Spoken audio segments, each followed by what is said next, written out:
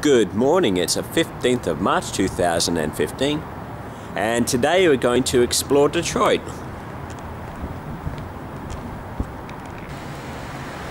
I'm just standing at the front of the hotel waiting for a taxi to take me to this place.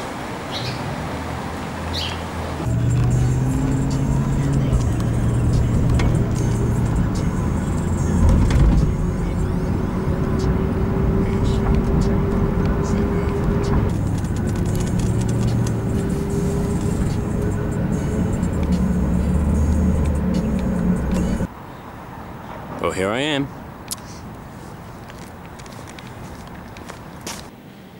I'm just trying to find my way around the museum. I'm in one of the first rooms of the museum, and it's like 100 years of history of Detroit. From 1900 to 2000. Apparently, in 1900, the population was 285,407 and was the 13th largest in the nation. I wonder what it is now.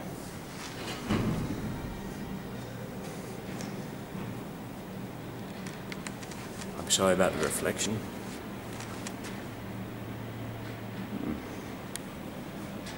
So this ale came out in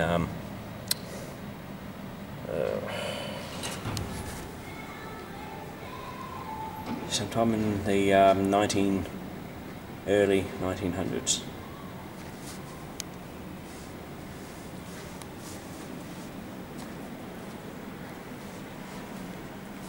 And here we have a very ancient transmitter. There's a bit of history here. Radio station 8MK used a DeForest transmitter for the nation's first scheduled radio broadcast on August 20th, 1920. In the 1920s, this is what people did for the Thanksgiving Day parade. I'm sure they don't do that now. Or maybe they do, I've never seen one. Ah, Tommy gun. Here you go, George, another gun for you. Wouldn't you like one of these? I think the people of Michigan really love their sport. You got a baseball mitt there, you got a rugby helmet, and you got an ice hockey stick. And they actually won something. I don't know if you can read that because I certainly can't. And a Miss America boat.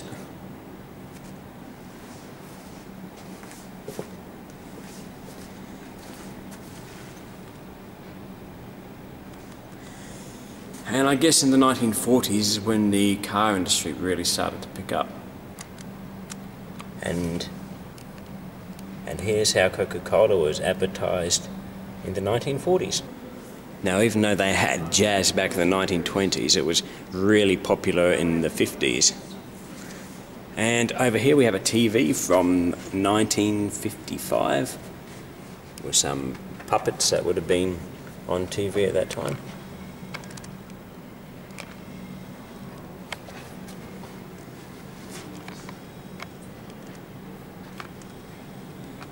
And some TV shows that were around then.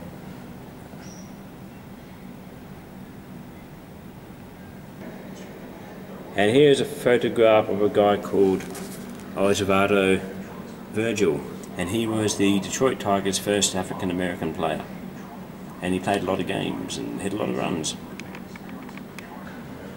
This is a guitar that used to belong to Bob Seger. It's also signed by Kid Rock. And the guitar's from 1983 and it was signed in 2005, so I'm not sure what it's doing in this section because it's anachronistic. I'm not sure what that boat is either. And here's a picture of Detroit firefighters responding to an arson attack on a building. And we're nearly up to the 1990s. here are some pictures from the 1990s. Everything looks nice, clean, modern, unlike what we've been seeing today, which is 15 years later. What a lovely car. Check it out. I'm sure you car lovers out there would love to have this little beauty. What year is it from? 1916.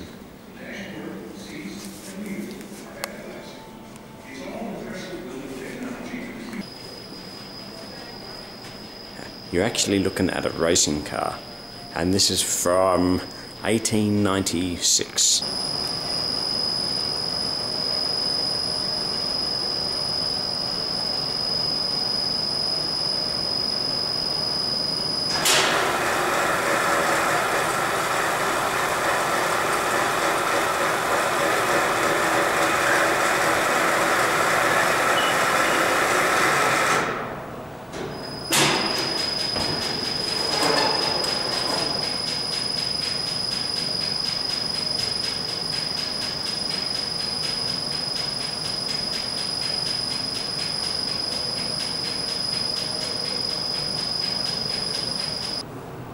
Interesting fact about Henry Ford, he wanted to make a car that pretty well everyone could afford, not just for the rich folk.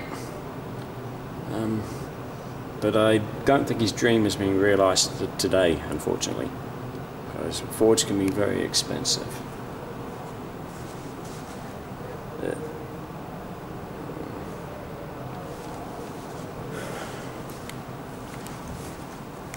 Ooh, that's a big engine. 212 horsepower at 4,000 revolutions a minute. This was an engine designed for luxury cars. And this room over here is not part of the museum. It's a conference centre. Maybe they make extra money by renting it out, because admission to this museum is free. Anyway, we're going up to the second level. This part of the museum is called the Innovation Station. I'm only going to show you a few of these, but this guy, William Russell Kelly, he was the one who was credited with creating the temporary staffing industry, which is probably why we don't have so many full-time staff today, thanks to this guy. I mean, it may have been a temporary fix to a problem, but now there aren't that many full-time jobs out there. This guy, William here, he invented the chronometer, and he didn't have much of an education, so he did really well. These two here are also very clever. They invented things like the nickel metal hydride battery, digital switches, regenerative fuel cells, and solar roof shingles, and here are some of their inventions. The guy you're looking at here, Cameron Waterman, him and his colleagues actually made the first successful commercial outboard motor, and he's got a name, Waterman. This guy pretty well brought the sunroof to American cars. They were being used in Europe for quite some time, but he actually improved their design, and his name is Heinz Prechter. Mr. Elijah McCoy is best known as the inventor of a practical railroad lubricating cup, a device that allowed train gears to be oiled while in motion, which saved time and reduced wear. Well done, Mr. McCoy. Now we have a view from above.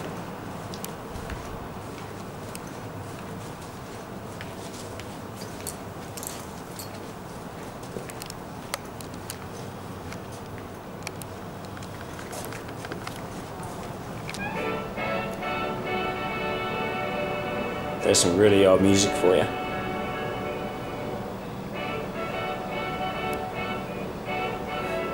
With the chair and lamp next to it, no, they're a bit out of place. Here are some magazines and newspapers from the 1940s. The newspapers are from 1943. And we've got a B-24 Liberator.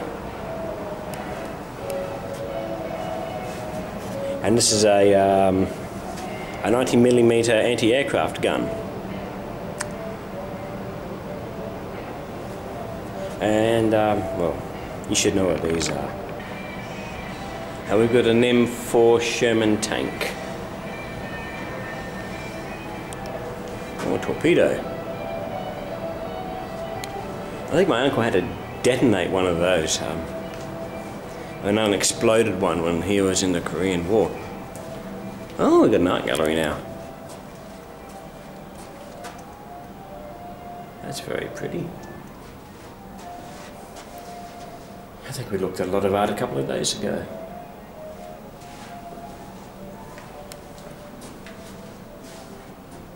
Again, sorry about the reflection.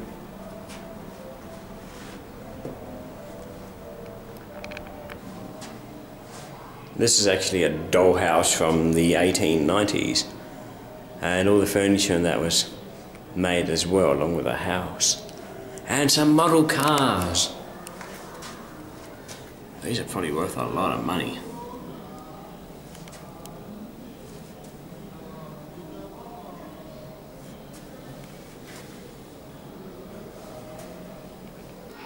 We're now going to look at the Booth Wilkinson Gallery.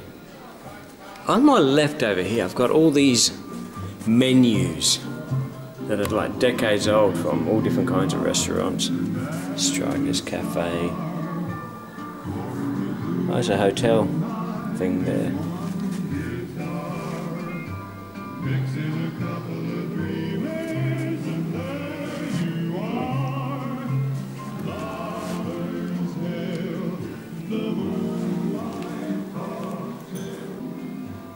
Now in the 1920s, Detroit was like the fastest growing city in the United States. With the car industry, it was doing really, really well. But then they brought in like prohibition. So people were trying to smuggle down alcohol from Canada, and it's quite a lucrative business. But prohibition ended in 1933 with, I think it was, the 18th Amendment. There are a lot of establishments in Detroit that claim to be the oldest. We're going to have a look at these. I haven't seen any of these yet. I haven't really had much time to explore that much of Detroit. I'm only here like for a day and I'm flying out tomorrow.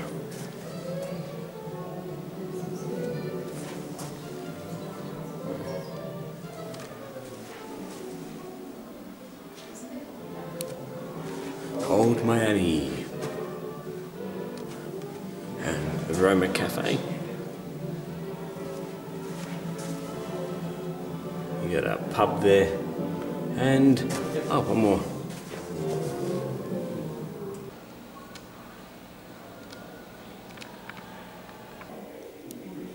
The Native Americans were living and trading in the Detroit area for thousands of years, apparently before French settlers arrived.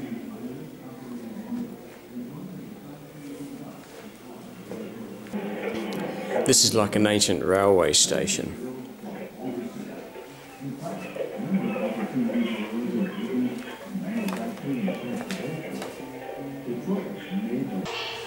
I apologise about the noise in the background. This is what the streets of Detroit, Michigan would have looked like in the mid-1800s. And I think it becomes a little bit more modern up to the 1900s as we go along. Oh, let's go for a little walk.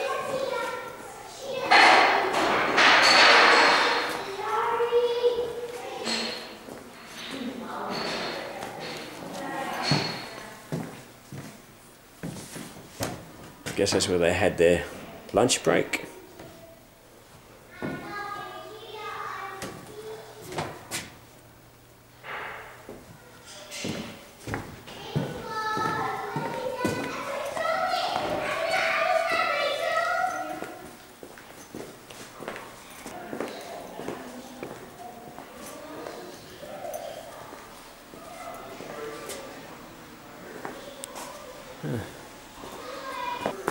Ah, just missed this. That's like a fire truck.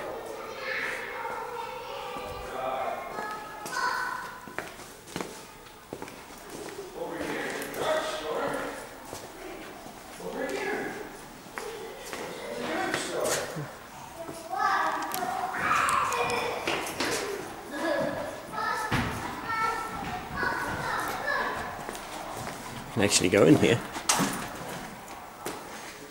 And they've actually got lollies in the jar, or sweets if you're British, candy if you're American.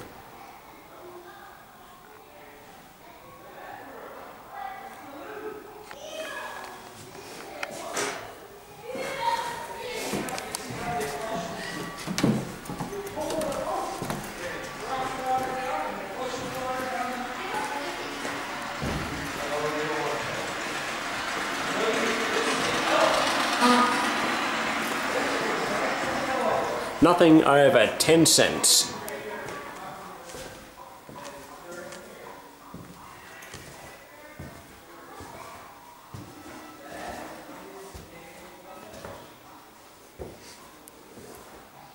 Okay. Oh, these are like postcards. They should sell these in the gift shop, but they don't.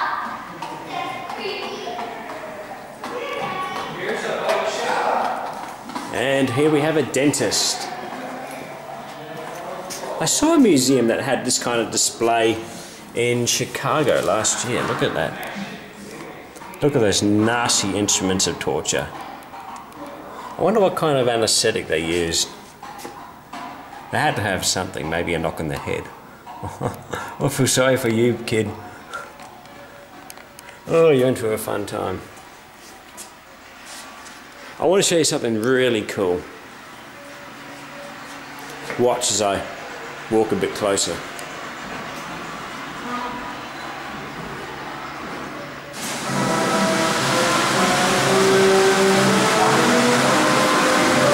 Isn't that cool?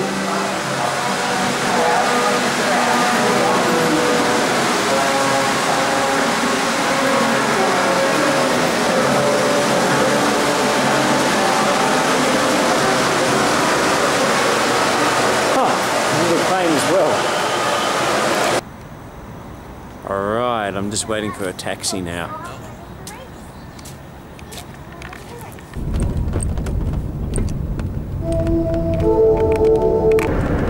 Now what's that street again? I'm not sure. That's a new museum. Here I am.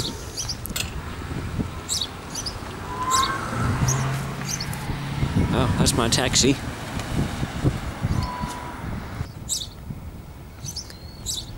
It's quite difficult finding this place. So getting a taxi out of here is going to be even more difficult. Anyway, let's go have a look. The cannon you're looking at was probably used in Europe before coming to Detroit. It could actually fire a 4-pound cannonball about a mile. Even more interesting, apparently this cannon was underwater for a couple hundred years and it took them 3 years to restore it. Let's go in. This was actually an overnight boat that would take you from Detroit to Cleveland or Detroit to Buffalo overnight. Some other pictures of boats.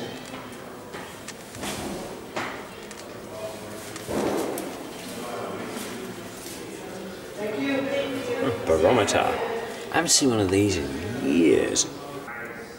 A lot of work went on in the interior of steamboats to make them like really nice and fancy for all the people who are travelling on them.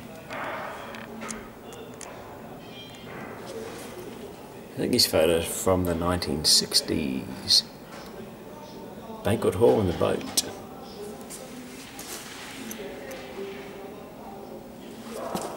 Now there's a shot of the Detroit skyline.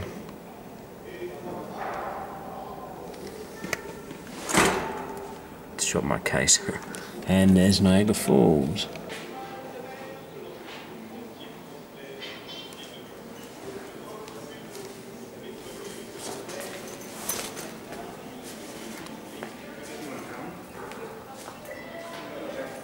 This should not ring the bell. Obviously still works. Here's a live feed from a camera mounted on the building. 5 minutes ago you would have seen my taxi pulling and moving out. This is a picture of the Detroit skyline from 2005. It looks pretty good, so I don't know if the financial turmoil had already started then or not.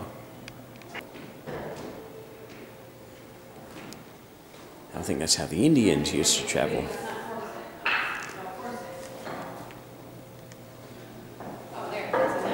Here's some very old kind of boats that the early explorers would have used.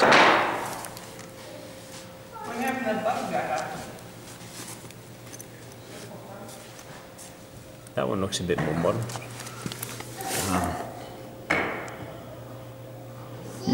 It's a steamboat from 1833. I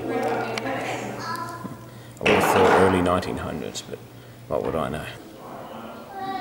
Tying knots. I had to do that for Cub Scouts. Square knot. I used to know some of these. Excuse my shadow. Clove hitch, I remember doing that one.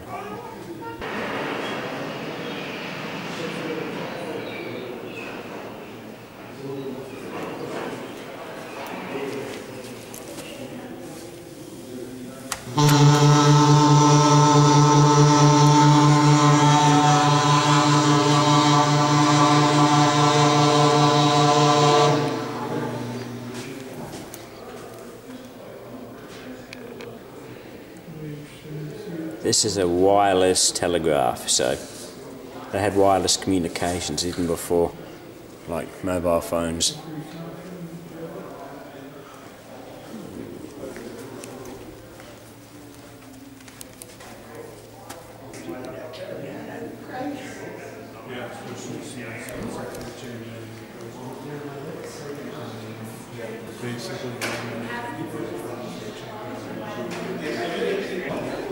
Here are some more old photos for you.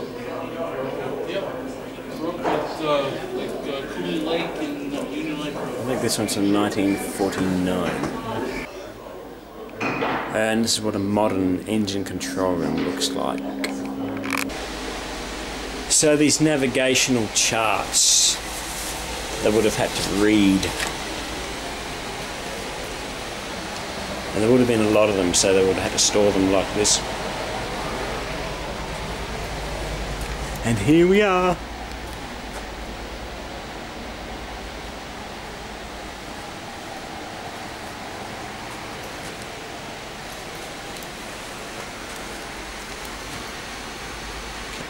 I wonder what year this thing is. I'm trying to look around and find out for you.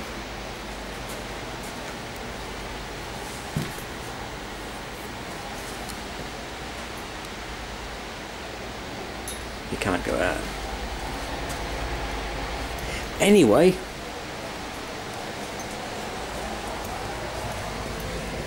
there's a view across the river. We're on an island.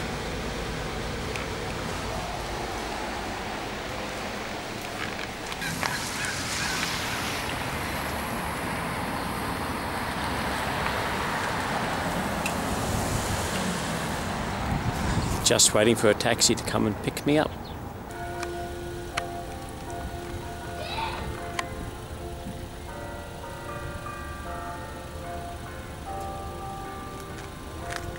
And I'm still waiting for my taxi.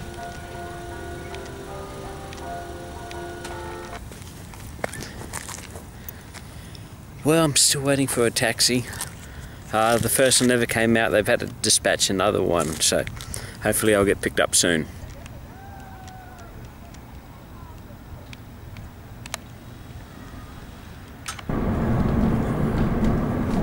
So the other side, that's Canada, isn't it? Yep, that's Canada. Okay. So you're staying at the Hilton Garden Inn for tonight, then I'll fly out tomorrow. Mm-hmm. Like I live right over there. Yeah. That's good. But this is like, man. That's a long line. Yeah. So this is what I encountered. They're gonna be there for a while. Yeah. and one was like, do you have a thing? And I'm like, ma'am, I'm picking somebody up. And she's just like looking at me, because you have to let transportation people over. You know what I'm saying? You have to let the transportation people over. You have to. See, did you see that? Yeah, I didn't That's get what it, people do. Well, I'm back in my hotel room. Lady at the museum had to phone another person to come and pick me up. But it's good to be back. I'm just gonna relax for a couple of hours, then I'm gonna head out for dinner. Time to go and get dinner. What do you think of the really old carpet here?